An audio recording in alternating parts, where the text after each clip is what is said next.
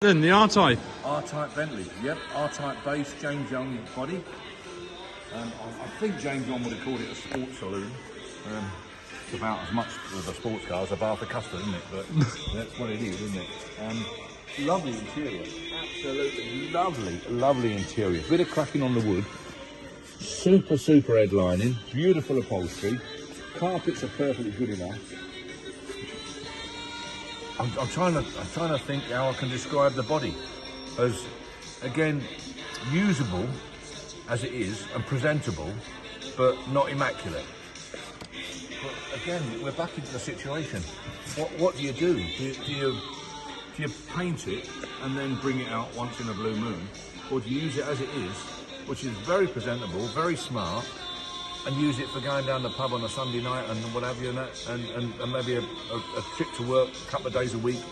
I think that's the way to do it, really, isn't it? But they are difficult to identify a use for this type of car. I know that because the wedding market's gone. Having said that, come away from radio quick. The wedding market's gone. But having said that, there's always an opening for someone. So, you know, if you live in a pretty big city, you'll find that most of the wedding car companies are packed up, called it a day. So there might just be an opening now for you as a private individual to work this car and make some tidy money out of it. I think that's probably the way to look at it. Been stood a lot, as you can see, but solid.